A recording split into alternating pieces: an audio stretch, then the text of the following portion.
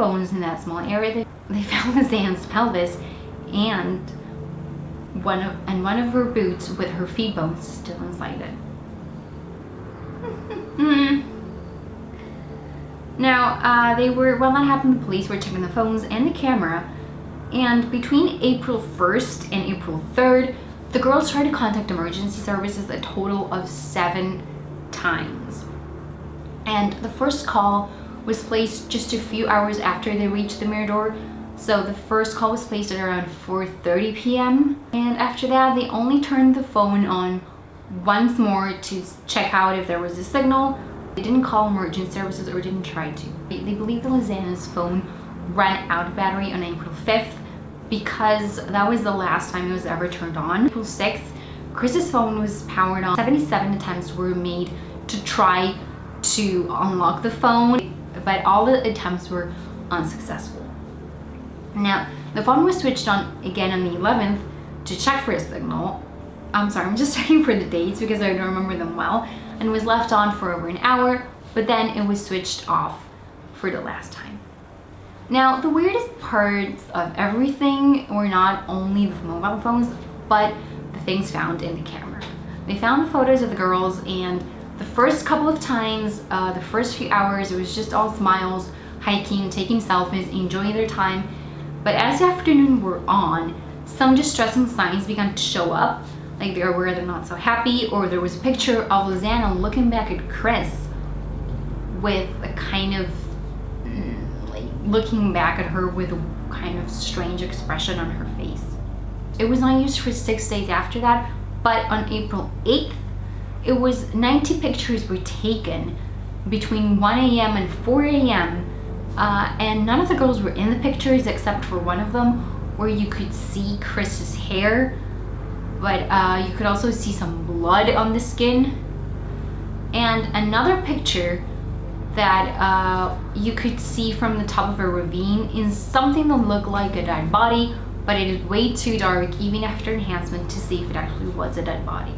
The other things that they found were some kind of like twigs and reflective materials, some plastic bags with branches around them, and they were like some snapshots of the jungle interior, and they were not aimed at anything in particular per se. The theory was that when they were trying to turn back to Boquete, they made a wrong turn, they got lost, and something happened to Chris that made her unable to tell Lizanne her phone pin so she could access it and call emergency services. And it is believed that Lizanne stayed with her for a little while, and she either died of starvation, dehydration, or that she actually left her there to go get help. And all the photos were either of her flashing, using the flash as a light source to travel back on the trail, or some signals, some like little signs as to be able to find her later on when she got help. The thing is that whatever they believe is that Lizanne survived a long time after Chris, and she either also had some other problem like dehydration, or that she had an accident herself, like she fell and tripped, because there were a lot of ravines and a lot of difficult terrain to tread over there. And they also found one of her boots with the bones still in it, and the bones were broken, so something definitely happened to her. And they believe that after this, the bodies were eaten by scavengers. And here is where everything gets tricky, because there were so many theories about what happened to these girls. It was apparently virtually impossible for them to have taken a wrong turn, because the trail was very easily recognizable, especially in broad daylight. It was just really easy to see the town of Boquete and where they had to go. So this is very hard to believe that they just took a wrong turn. But what they do believe is that maybe someone forced them to go in the opposite direction of where they knew they had to go. And one of the main suspects, one of the family's main suspects, is a local tour guide that is said to have stalked and harassed many of the tourists. Even afterwards, after this happened, some people posted on the internet saying, oh yes, he was very hands-on with my girlfriend, he was very handsy with my girlfriend, I didn't like the way that he treated us. And this local tour guide had said that he would take the girls and had offered them to take them hiking and let them spend the night at his cabin, and for some reason they declined. So they think that maybe he took this as a slight, and when they went hiking, he followed them and took revenge on them and forced them to go in the opposite direction. Maybe by killing them, maybe by just making them take the wrong turn and they died there.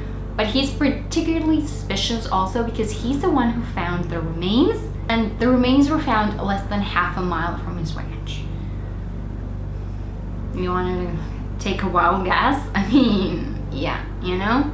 The backpack that the girls from the indigenous tribe found, there were 30 sets of fingerprints, but it's not known if a lot of people actually touched the backpack, or maybe the girl, when she found it, passed it around her village and then she took it to the police. But it didn't seem like, I mean, she knew she had to take it to the police as quickly as possible. I don't think that, I don't see that.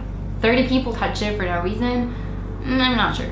There was also the part that there was no grease found in their bones. Usually when a body decomposes, a lot of grease sort of comes out of it, and they didn't find any kind of like traces of grease in the items. So they also thought that they probably didn't have the items with them when they died, or that their bodies didn't actually reach the decomposing stage. There was also the problem that the bones that they found had no markings, so it was kind of weird. Usually when scavengers, any animal eats bones or flesh from bones, they leave their teeth marks on the bones, and this time there was nothing in there. They also found that the bones were way too small. They didn't find any skulls or any femurs. They didn't find any huge or any bigger bones, and there were no animals in there that were capable of eating someone's skull. And also, the weirdest part is that the bones were found to have been bleached. Some people are certain that this could have happened if the bones had been exposed to high temperatures outside in the sun for a long time, and they could have looked like as if they had been bleached. But most likely, they believe that someone actually bleached the bones before scattering them in the area. There is also another theory that there is a serial killer at large in the area, because over the past, I think, 3 or 4 years, 25 deaths and disappearances have been reported in the same area where the girls went missing. So obviously it would make sense. This theory would correlate with the fact that they found the girls' remains and 3 other unidentified people and their remains. They think that also the police is really trying to cover this up, because Panama lives off tourism, so if they find out that girls are dying there, people are not going to go anymore. So they think that the police are trying to hide it for profit. The police say that this is a very dangerous terrain and that people just get lost in there or die because they don't take their supplies with them, or because they're not experienced hikers, and they think that they just die from natural causes or from accidents. There are some people also who said that they had been killed to traffic their organs, and some other people think that they were eaten by pygmy cannibals. What? Like, there was a movie like Green Inferno or Holocaust Inferno. What was the name of that movie? Like Cannibal Holocaust. Very, very unlikely, but I'm not gonna go with that theory. And there were some other supernatural theories as well. I mean, I don't know. I just don't know what to invent. And here's another little tidbit of weird information, was that picture 509 of the camera was missing, so it went from 508 to 510, and it's not sure who could have deleted that picture or what that picture could have contained, and they were not able to recover that picture. So I guess that we will never know what was on the picture or what happened to those girls. Did we find out what happened to them one time? Anyway, I want you guys to tell me what you think happened in this one. This is a kind of really unresolved mystery. So please share below what you guys think happened. Please don't forget to like and subscribe. And again, thank you so much for watching. I'll see you next time with another mystery.